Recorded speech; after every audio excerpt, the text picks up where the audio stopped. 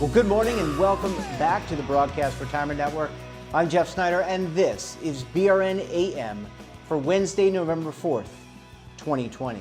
And here are our top stories: the impact of small 401k cash-outs on retirement income, and examining a whole new set of autos for retirement plans. Well, joining me now to discuss this and more is Spencer Williams. He's the founder, president, and CEO of Retirement Clearinghouse, and Rob Austin, Vice President and Head of Retirement Research for Alight Solutions. Gentlemen, thanks so much for joining us on the program this morning.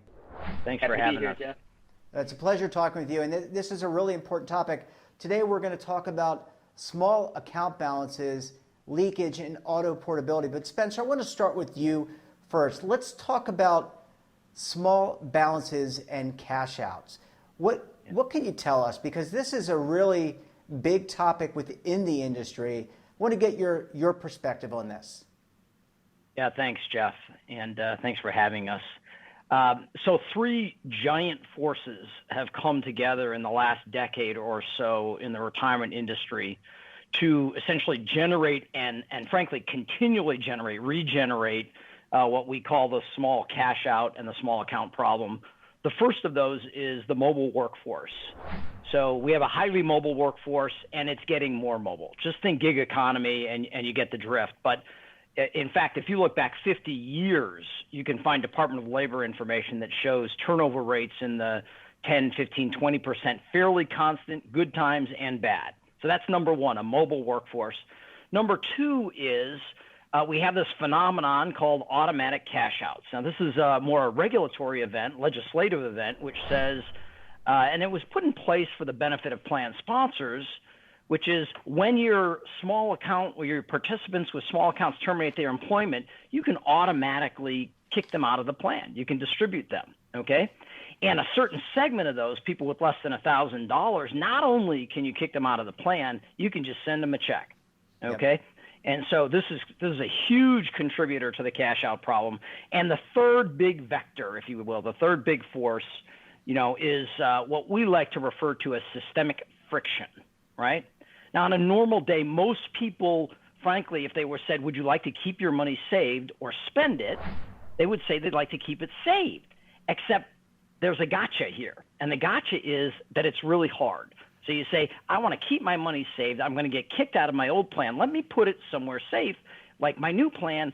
And that's where the rub comes in. It's extremely difficult to move your money from one plan to the next. So friction, the mobile workforce, and then the automatic cash out provisions have come together to create, two really big problems. The biggest one is people cashing out early. And the second one is the system is littered with small accounts. Yeah, thanks for that, Spencer. And Rob, I want to come to you because Alight Solutions has released a report recently, done a lot of research on participant behavior, and exactly what Spencer is talking about, these small account balances being pushed out. You have a lot what's called plan leakage. We're going to get into that in a couple minutes. But what does the Alight research really show? Yeah, so thanks, Jeff, for having us here. So when we look at people and what they do with their account balances when they terminate employment with their employer, we find that it's actually, overall, it's about 40% of people end up cashing out their balances.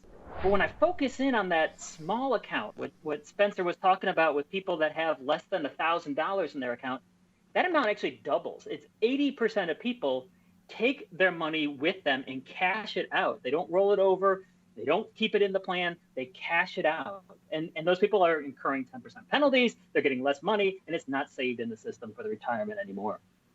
And Rob, is this a function of maybe, we're going to talk about auto portability, the aspect of that momentarily, but is this also a function of a lack of education or literacy, people forgetting about their account balances, not doing anything, not knowing what to do, even though they get that nice 402F notice, that special tax notice with their distribution package, or electronically now probably? Yeah, so it's really difficult to know exactly why people are making the decisions that they're doing. What we just see is like exactly what's happening. I think some of it is exactly what Spencer said, where there's a lot of friction. It takes effort to go ahead and move your balance from one employer's plan to another employer's plan. The default for so many people is to have that amount get cashed out. But I do think there could be something with education. And in fact, if we look at people's balances, let's just take, for example, somebody in their mid-20s who had like a $3,000 balance and said, you know what, I'm going to cash that amount out, $3,000. If I project that out, Jeff, with 5% interest, in retirement, that ends up being close to $23,000, or about 5% of that person's amount. And if that person takes a couple more of those cash outs, pretty soon we're looking at accounts that are almost like $100,000 in retirement, almost like 20% of what their projected retirement income could be. So, Albert Einstein once said that compound interest, that's the eighth wonder of the world. And so I think there is some education about what does this mean if you take out what's seemingly a small amount now. What kind of impact would that have on your retirement balance? And a lot of times when you run the numbers, it's a pretty significant figure. Yeah. Well, thanks for that, Rob. Spencer, I want to come back to you because we've had, because of the Pension Protection Act, auto enrollment, auto escalation, but now we're talking about auto portability, and this could really solve that leakage problem that both you and Rob outlined, or will solve that leakage problem because it's automated. What can you tell us about the auto portability solution? Yeah, so the words I'd like folks to remember is recycling. Okay, it's essentially a recycling system. There's two key underpinnings to auto portability. One is deployment of technology that currently doesn't exist in the system today, and I'll talk about that in just a second. And the second is legal guidance. So, in a minute, we're going to let Rob talk about the success and research behind some of the other autos. But the basic story is, from a legal perspective, if we can change the default from opt-in to opt-out, we see dramatic changes in participants' behavior. That's the legal principle behind, and the behavioral principle, frankly, behind auto portability. So today's system is that if someone wants to keep their savings, we were talking about this for the last couple of minutes, they have to take action, right? Yep. Well, let's flip that. Let's turn that around and say, if they want to retain their savings, they don't have to do a thing. All they have to do is fold their hands and sit quietly, and their savings will be retained. So that brings us to the second part, which is the technology. Again, this technology it exists, but it is not in use widespread today. And the technology it's actually very simple. It's not new technology. It's deploying known technologies to essentially connect what are disconnected systems in retirement, right? So think about a record keeper. Vanguard is a record keeper, and Fidelity is a record keeper. Most importantly, Alight is a record keeper, right? I was wondering if you're going to get there. You always save the best for last. Absolutely. Okay? Thank you, Spencer. The reality is that the plans, the companies that Alight serves, there's no technological connection between those plans and the plans that Fidelity serves. Okay, this is why we use the term friction when we look at someone who says wants to move their money, because there's no way to do it other than forms and paper and checks and telephone calls and things like that. So we put technology in place so the person doesn't have to make a decision, and we have an agreement between Alight and Fidelity that on call the money will be moved from a former employer plan to a new employer plan, frictionless. So that's the essence of auto portability. It's designed to retain small dollar savings in the system so they grow, like Rob talked about. Well, I mean, to me, if you're a plan sponsor, you're someone who sponsors a retirement plan, this really seems like, I'm just giving you the former consultant's opinion, it seems like a layup. I mean, it seems like something you want to think about if someone's going to leave the plan. You don't want that you have uncashed checks. You may have stale data checks. I used to do that when I was a record keeper. Mm-hmm. All these things provide administrative challenges, and it just seems like this would really check the box, Spencer, from a fiduciary perspective as well. Yeah, and think about missing participants as well. Right now, we perform searches on people who leave us with bad addresses. That's like a Band-Aid, and it works, and we do it. But let's cure it.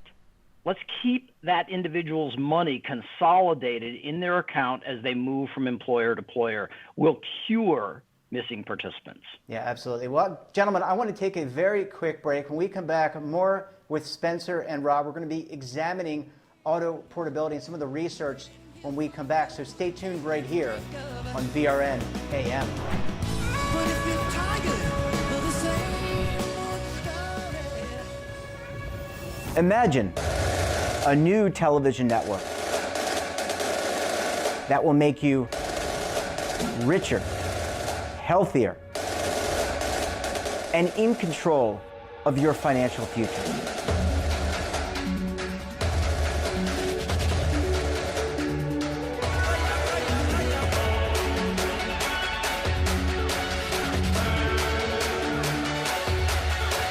This network is for the policewoman in Nashville, Tennessee, the baker in Dubuque, Iowa, the teacher in Lexington, Kentucky.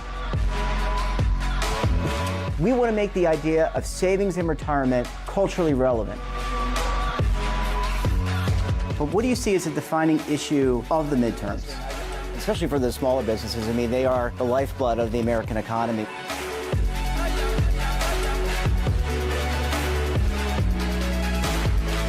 Featuring exclusive interviews, current affairs, and docuseries. 33 years old, you retired early. The philosophy is money only matters if it helps you live a life that you love. But you got to start thinking about retirement as soon as you get in. The Broadcast Retirement Network will drive very high engagement with premium partnerships. So this isn't retirement and savings for your parents or grandparents. This is for all Americans. And we're going to change the way you think about money.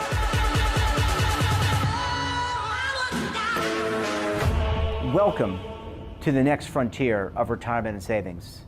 This is BRN, the Broadcast Retirement Network. Hi folks, Joe Namath here, and if you're on Medicare, this is important. You're now entitled to eliminate copays and get dental care, dentures, eyeglasses, prescription coverage, in-home aids, unlimited transportation, and home-delivered meals, all at no additional cost. Plus, your zip code may have coverage with the Give Back benefit that adds money back to your Social Security check every month. Look, with the uncertainty of the virus and vaccines, you need to get everything you're entitled to. Here's the bottom line. Call to get significant benefits at no additional cost and see if your zip code has coverage with the Give Back benefit. Millions of people have trusted the Medicare Coverage Helpline. You can too. Call now. It's free. Call 1-800-924-3920. That's 1-800-924-3920. Welcome back. I'm joined this morning by Spencer Williams of Retirement Clearinghouse and Rob Austin of Alight Solutions. Gentlemen, thanks so much for staying with us this morning.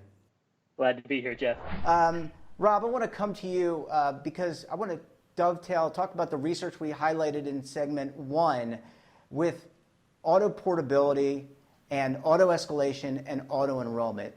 What can you tell us about the successes of auto enrollment and auto escalation? Because by and large, it's been very successful in getting people in the plans. And now you have this next auto feature that could really translate and will translate to a lot of success. Yeah, sure. So I think the one thing to take away is automatic features work. So let me just kind of give a little bit of prevalence. Let's kind of talk about some of the findings that we have through all of the research that we've done here at Alight. So we have a report, we call it our Trends in Experience and Defined Contribution Plans that we've done for several years. And what we found was with automatic enrollment, sort of in the wake of PPA, it was about 60% of employers had this. But over the last few years now, Jeff, it's almost 3/4 of employers, large employers particularly, have automatic enrollment. And I think some of it's because the dialogue has shifted from why should we add this to how can we justify not having it? And a lot of that justification comes down to the data that we see. Plans that have automatic enrollment have much higher participation rates than those that don't. And in fact, when we look at this, plans that have automatic enrollment have an average participation rate of 87%. Plans that don't have automatic enrollment, average participation rate 62%. That's a 25 percentage point gulf that's just due to automatic enrollment. So I think a lot of people are saying, does automatic enrollment work? Yes, absolutely. 25 percentage points higher from the average participation rate. So let's look now at automatic contribution escalation.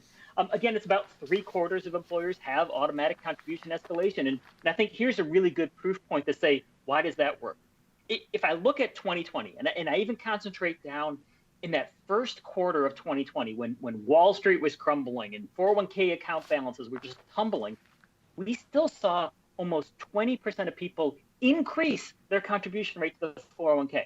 This is when people were pulling back on other expenditures, but they were increasing their 401k contributions. Why is that? When we pop the hood, it's because of automatic contribution escalation. So for sure, we know these auto features work, and I think the lesson that a lot of plan sponsors have is if there are automatic features that are going to improve people's accounts, by all means, let's go ahead and add them. Yeah, that makes a lot of sense. And I want to come back to you. Let's talk a little bit more about the benefits. Thanks, Rob, for that. Talk the benefits about auto portability. And one of the things, Spencer, that we often talk about and have talked about is retirement income. We're talking about it now when it comes to the Secure Act. And of course, we've got the CARES Act and the dealing with the pandemic and the market volatility. But when it comes to the Secure Act and generating retirement income, if you don't know where your balances are, and how do you factor that into what you need? So let's tick off some of the benefits here for those fiduciaries and participants, by the way, who are in plans and thinking about, hey, what do I do at distribution? What do I do with my money? Great. So yeah, let's start with the prime fiduciary, which is the plan sponsor. And you say, so what's in it for them in terms of auto portability? Well, first of all, a higher bar is set when you talk about, hey, there's an ability, a capability in the market to retain these savings. But let's drill down into that. Peel the cover off, as they say. One, they have a small account problem too. Okay, plan sponsors. And when we talk to them, most of them don't like the fact that they distribute these accounts out to, an IRA, and they sort of get lost, orphaned, stranded, all of those words. But let's flip that around, because I think this is the dawning that is starting to happen. It's early days yet, Jeff, but think about all your new hires. Okay, so you're an employer. You just hired someone. The odds are pretty good they came from somewhere else, and the odds are very high that they had a 401k there. Now, wouldn't you want them to bring that money into your plan for multiple reasons, okay? One, average account balances, so you get a pricing advantage if you have more money in the plan. That's just how the system works. Two, financial wellness programs. How, as you were intimating a second ago, Jeff, how are you going to deliver a financial wellness program on somebody who just started contributing to your plan at $100 a week? Okay, it's crazy, right? But if they bring in their prior balance, all of a sudden the picture gets full. So I think from a fiduciary perspective, particularly when you think about the guardrails that the Department of Labor has put around auto portability to ensure consumer protections, it is kind of a no-brainer for a plan sponsor. Okay? Absolutely. And so if I wanted to sign up for this, say I'm a fiduciary and I want to do this, what does it take to put you currently have the infrastructure in place with Alight, but what does it take to build the infrastructure, put the infrastructure in place, agreements, and get this up and running? What's the time frame to do that and whatnot? Yeah, like everything in our industry, it takes a while. Okay, but think about it. I'm gonna do a throwback analogy for you, Jeff. Okay, throwback analogy was when the railroads first started getting built, right? So the first thing that had to happen is we had to lay tracks. That's the infrastructure that you're referring to. Now, here's the funny thing. Alight has 185 plan sponsors and 5 million participants. And I promise you that when we turn this on at Alight here come next spring, that there will be traffic across those rail lines just within Alight. Because you have to, it's not like Alight is actually the operative engine. It's all the clients. Those clients are actually where the participants are changing jobs. Okay, so then the importance of Alight is just beyond comprehension. They're like the stake in the ground, the central rail station, and from there we're able to build off additional spokes of rail lines. So when we connect to Vanguard or we connect to Fidelity, all of a sudden we get sort of geometric increase in traffic. So you get the main rail station, that's Alight. I congratulate them for having the courage and the insight, to adopt first, and from there it just gets better as you expand the network. Yeah, well, it sounds like this is a very important strategy, one that fiduciaries need to certainly think about, record-keeping partners need to think about as well. Spencer, Rob, thank you again for making some time this morning to join us on the program. Really important discussion. I hope a lot of people were paying attention, and we look forward to having you both back on the program again very soon. Thanks so much, Jeff. Thanks, Jeff. Have a good day. And that wraps up this episode of BRN AM. Have a topic of interest or someone you think we should talk to? Drop us a line. And don't forget, for all the news in retirement, markets, technology, personal finance, so much more, check out our daily newsletter, The Morning Pulse. So until tomorrow, I'm Jeff Snyder. Stay safe, keep on saving, and don't forget, roll with the changes. Waiting here for you to take and drink of. But if you're tired of the same. Are you being audited and do you owe the IRS $10,000 or more in back taxes? Is the IRS threatening to take more of your money? Don't fight the IRS alone. The Tax Doctor is here to help you negotiate your tax bill and reduce your stress. The IRS can freeze your assets and seize your bank accounts, but you can stop these IRS actions. The Tax Doctor will work with you using our years of experience to represent your case to help you get the best resolution under the IRS guidelines. Help is here to deal with the IRS to reduce your stress. We've handled thousands of cases, so we know what we're doing. If you owe $10,000 or more in back taxes, do not call the IRS alone. Call a Tax Doctor now for a tax emergency analysis. Call 800-224-6439.